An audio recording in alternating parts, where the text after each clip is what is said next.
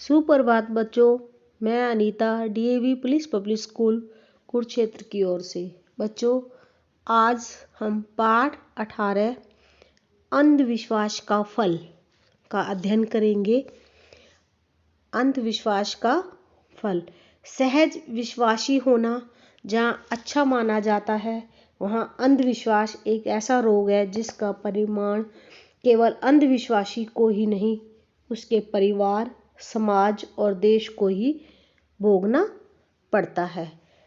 यहाँ हम आपको एक ऐसे अंधविश्वास की सच्ची कथा सुना रहे हैं जिसका परिणाम इस सारे देश को कोई 1250 साल से अब तक भोगना पड़ रहा है। कितने साल? 1250 साल। सन 712 की बात है। मोहम्मद बिन कासिम को सिंध पर आक्रमण करने का आदेश खलीफा ने दिया। उस समय मोहम्मद बिन कासिम की अवस्था केवल 20 वर्ष की थी। वह ईरान और बलूचिस्तान होता हुआ 6000 सैनिक और 3000 ऊँट लेकर सिंध पर चढ़ आया। जब राजा दाहर को पता लगा तो उसने मोहम्मद वारिस को उस सेना को सिंध की सीमा पर रोकने का आदेश दिया। मोहम्मद वारिस ने कहा कि शत्रु को सीमा पर रोकने की कोई आवश्यकता नहीं है, उसे राजधानी तक आने दो, हम उसका काम तमाम कर देंगे। काम तमाम करने यानी कि उसे मार देंगे।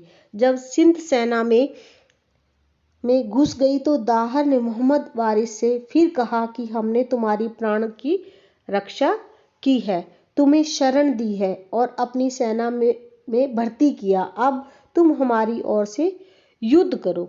इस पर वारिस ने कहा, आपने हमारे साथ जो उपकार किया है वह मैं जानता हूँ, किंतु चढ़ाई करने वाले मुसलमान हैं और हमारा मजहब मुसलमानों को मुसलमान के साथ लड़ने की आज्ञा नहीं देता। यह कहकर वह अल्लाहू अकबर का नारा लगाता हुआ मोहम्मद बिन कासिम से जा मिला।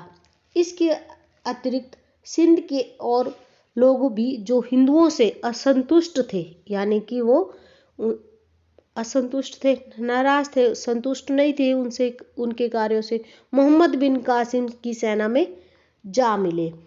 इन सब शक्तियों को प्राप्त कर मोहम्मद बिन कासिम ने सिंध के प्रसिद्ध नगर देवल पर आक्रमण किया।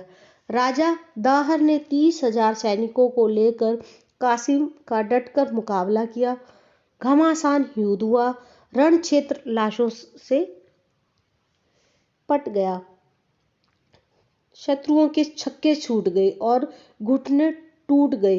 कासिम का साहस जवाब दे गया, यानी कि वो लड़ता हुआ थक गया। वह भागने ही वाला था कि एक स्वार्थी पुजारी कासिम से जा मिला। उसने कहा, यदि आप मेरी रक्षा करें और मुझे दक्षिणा दें तो मैं दाहर की पराजय और आपकी विजय का उपाय बता सकता हूँ। कासिम बड़ा प्रसन्न हुआ और बोला, बहुत अच्छा। उस ब्राह्मण ने उसे बताया कि सामने मंदिर के शिखर पर जो ध्वज लगा हुआ है, झंडा लगा हुआ है, उसे गिरा दिया जाए तो हिंदुओं की कमर टूट जाएगी। वे समझ लेंगे कि देवता अप्रसन्न हो गए हैं, यानी कि खुश नहीं हैं, और युद्ध बंद कर देंगे। कासिम ने कहा, वहां तो कड़ा पहरा है, चिड़िया भी वहां नहीं मार सकते, यानी कि कोई भी नहीं जा सकता वहां पर। ऐसी स्थिति में झंडे को कैसे गिराया जा सकता है? पुजारी ने कहा, यह कार्य तो मैं कर दूंगा, मैं इस मंदिर का पुजारी हूँ, रात्रि में इस ध्वज को गिरा दूंगा। यानी कि पुजारी जो है उसने गद्दारी की। प्रातःकाल जब दाहर की सेना को मंदिर की चोटी पर झंडा दिखाई नहीं दिया तो उसका उत्साह और साहस मंद पड़ गया। सैनिक अंधविश्वासी थे, उन्होंने समझ लिया कि देवता अप्रसन्न हो गए हैं, अब हमारी पराजय निश्चित है, यानी कि हमारी हार निश्चित है।